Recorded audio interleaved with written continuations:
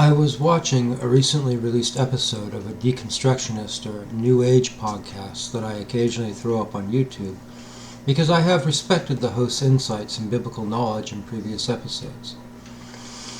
I don't always agree with her, but I do respect her and the love and non-judgment she has tried to convey over the last several years. This last episode, however, I had to turn off within a minute, maybe two, of it starting because the guest, a person she described as her spiritual mentor, described the Apostle Paul as being a heretic and in schism from the other apostles and rejected by them. This is something which is a blatant falsehood, as anyone familiar with the New Testament should recognize. This person clearly didn't understand Paul, who he was and what he thought, and wrote, as many today demonstrate that they don't. For me, Paul is like an old friend. I've gone through both his story in the book of Acts and his letters in the New Testament in the original Greek so many times over the last 30 years that I can't help but feel like I knew him personally as someone very dear to me. So I want to tell you about my dear old friend Paul. Where do I start? We first get introduced to him as a young man named Saul in the book of Acts. This is clarified as Saul of Tarsus. Saul, or Saulos, was a Hellenization of the Hebrew name Shaul. Tarsus was a city in Asia Minor, what is now Turkey, though I'm not convinced this is actually where he was born or raised. We are introduced to the name Paul or Paulus later on. Being a Roman, he likely would have had three names: a praenomen, a paterfamilias, and a cognomen. I tend to think he went by Shaul in Judea to hide or minimize his troublesome and somewhat dangerous Roman heritage from his Judean Pharisee peers. In this case, Paulus, meaning short in Latin, was likely his cognomen, that is, the Roman name by which everyone knew him. In other words, everybody called him Shorty. Paul was first and foremost a man of his time period, raised in a distinctly multicultural society as both an educated Roman and an educated Judean. He describes himself as being raised at the feet of Gamaliel, a well-known and incredibly wise, respected, and celebrated Jewish rabbi and Sanhedrin member in the 1st century according to history. According to his own account, he was a Jew of the tribe of Benjamin, and describes himself as a Hebrew of Hebrews, strictly adhering to the Jewish Torah as a Pharisee. I tend to get the sense that he outdid his peers in his sheer Jewishness, as almost a means of protecting himself from them as a young man. It was dangerous to be Roman in Judea in the 1st century, and he likely would have felt like he had to prove himself as Jewish as possible in order to just survive and not be seen as a foreigner and an outsider. But a Roman citizen he was, and by birth at that, so much so that the Roman soldiers and city leaders who mistakenly beat him later in life were terrified upon learning that fact. He demonstrates that he could not only read and write in Greek, but also had a good grasp of both the classical Greek poetry as well as incorporating Greco-Roman Stoic philosophy into his worldview.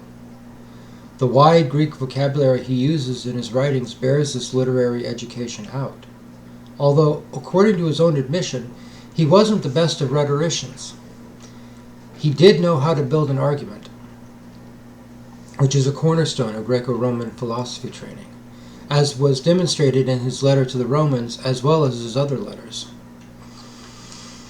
It stands to reason, given his knowledge of philosophy and Greek writings and the culture and society of the 1st century, that Paul likely attended a grammaticus, a Roman elementary school, or had a private tutor as a boy until the age of 12 or 13, and him so doing suggests that his early nuclear family was likely financially secure or even well off.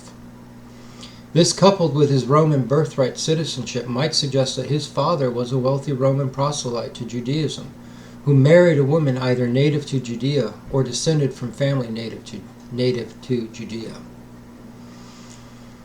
That is not impossible, actually.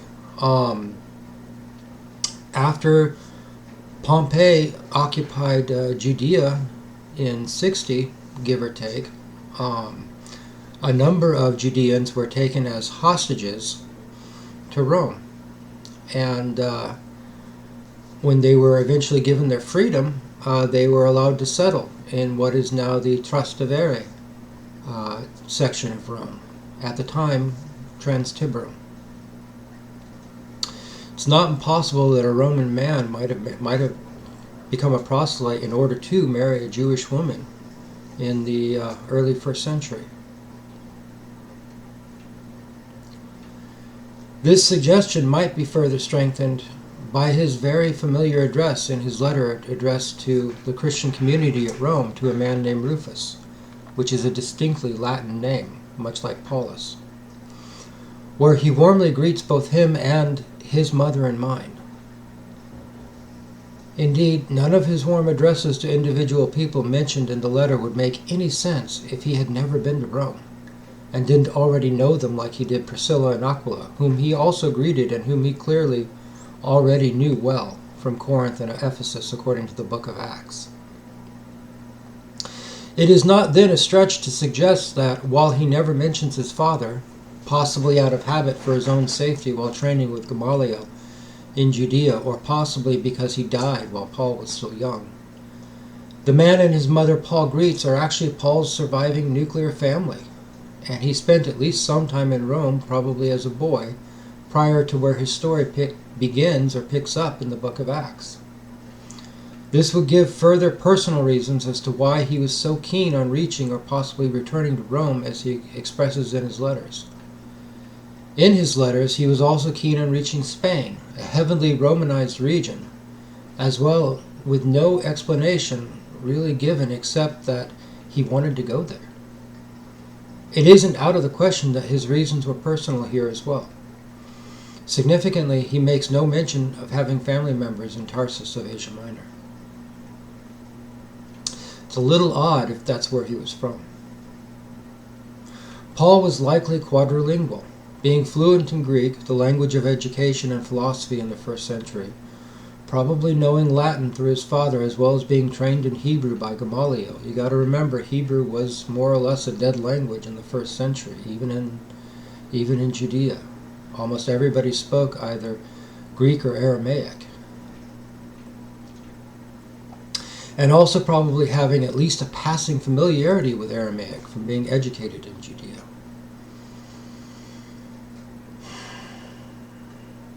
My dear friend Paul was a man with a brilliant mind, but he had a deep insecurity about himself and being accepted by others from the time he was young and for most of his life. As I mentioned before, this is what drove him to excel in his studies and his practice of the Torah. But even if he didn't let it show, it also hurt him deeply when his world was shattered by what happened on the road to Damascus. He couldn't go back to his people in Jerusalem, and joining the Christian communities was a non-starter at first because they all knew his name and feared him. It was the most alone he'd ever felt in his life. He took off for the desert of Arabia, where he knew no one, and no one knew him, not knowing what would happen or where he would end up, only returning to Damascus a few years later, resolving to follow what he knew to be true, regardless of what else it might cost him. He was eventually accepted by the Christian community in Damascus after he began preaching about Jesus as the Christ in the synagogues there and putting himself on the hit lists of his former comrades. But he always wondered if they really trusted him or not. When he came to see the apostles in Jerusalem, he had been expecting them to distrust him at first. But it still bit at his insecurity, and he resolved to earn their trust by doing the same thing in Jerusalem that he did in Damascus, plunging into the synagogues of his former colleagues and peers and telling them in no uncertain terms that Jesus was the Christ, and their leaders were responsible for his death. He became a man marked for death by every Judean zealot and extremist from the border of Egypt to the border of Syria, and nearly caused riots in his quest to redeem himself in the eyes of the 12 in the Christian communities. Just when he thought he had, They sent him out of the region altogether north into Asia Minor and Tarsus, where everyone knew he was from, supposedly. And there he sat for almost 10 years with no one, no friends or family, and no Christian community. There's no record he tried to start one there either. It's likely that it was here he learned tent making as a trade. Left to his own devices, there's every chance he would have stayed there, had Barnabas not come to find him and bring him to Antioch, where he was given the chance to heal a bit more as part of that Christian community. By his own admission, Paul was never trained as a disciple by the 12, or really by anyone. As he himself says, he wasn't taught the gospel by human beings, and his teaching didn't come through a human being. He didn't stay with Ananias in Damascus for long after he baptized him, and his sight was restored. And he didn't meet any of the other apostles until years after his conversion. They had heard about what had happened to him, but they hadn't met him. As far as he was concerned, he receives his teaching from Jesus Christ himself, and he implies that it was largely during his 3 years in Arabia that this occurred. Consider for a moment what happened to him on the road to Damascus, and how it might have impacted him. His experience might have been similar to many stories of people with near-death experiences who encounter Jesus in the afterlife and have their entire belief system upended. When they return, they are profoundly changed and are never the same people they were. Many who talk about it with friends and family are ostracized. Many leave their religious communities because they no longer fit in and can no longer go along with what is taught, because it doesn't line up with what they experienced and were taught during their NDE. Atheists become devoutly religious or spiritual. Paul's account of his experiences and how he describes learning what he taught follows this pattern very well. While Luke's account never says Paul literally died and was resuscitated on the road, metaphorically speaking, the man he was died the minute he fell off his donkey and was struck blind. And the man who received his sight after being baptized was somebody new entirely. There was never any doubt in Paul's mind as to what he had experienced or who had given him his teaching, but it was still another thing that set him apart as an outsider from the other apostles. While they eventually did accept him, as both the book of Acts and his own letter to the Galatians confirms, it was something that was used as a constant attack against him and his insecurities about being accepted, and it sometimes incited his own defensiveness when he was questioned on this account. In spite of this, Paul felt absolutely compelled to preach the gospel which he was taught during his extraordinary experiences with Jesus Christ. These were the two things that drove him, especially in the beginning: the teaching he received and the experience he had with Jesus Christ, and his insecurities about never doing or being enough for people. My friend Paul could build an argument. He could preach, but he wasn't trained in rhetoric. He didn't really have any skill with speech or speaking and was secretly terrified of doing so to groups of people every time he did it. He tended to info dump on people and could talk for hours on the same subject, and sometimes didn't know when to stop talking. He had a brilliant mind, but his people skills were distinctly lacking, and he often didn't understand his mistakes with people until it was too late. He could honestly be very awkward around people. In spite of this, he had a deep affection for those friends he had, seeing them as the only real family in his life for a long time, and other people in general, and felt deeply, deeply hurt when they appeared to leave or betray him. His falling out with his dear friend and sometimes mentor Barnabas sent him into a depression that took a while for him to come out of, especially when he realized it was his own fault. You wouldn't know it most of the time, but Paul was a deeply vulnerable man, and occasionally you would see the little boy underneath everything else in him, needing to be mothered but afraid to reach out. It's not that much of a stretch to suggest that he had what we would call Asperger's syndrome today, to some degree. I'm not sure the 12 or James the Elder knew what to do with Paul, to be honest. They heard what he taught and couldn't add to or take away anything from it, but he hadn't been with them for those 3 years being taught by Jesus. There was no denying that he too had been called and gifted as one of his apostles, displaying the same supernatural powers that they did, confirming it, but they couldn't really explain that. In their judgment, it was best that he keep doing what he was doing up in the north, in Asia Minor and Europe, while they tended to things there in Judea and the south. And he left them with their blessing to do so, whether others understood that or not.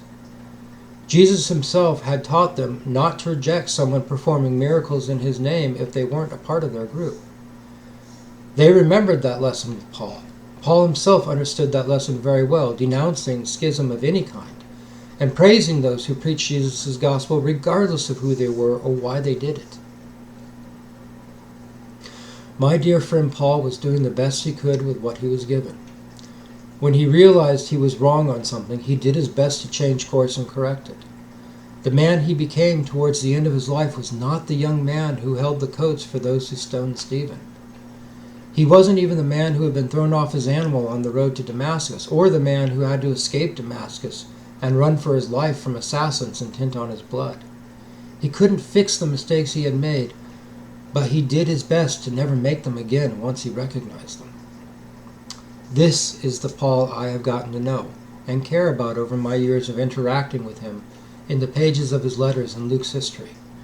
Anyone who accuses him of heresy or schism needs to point the fingers at themselves first.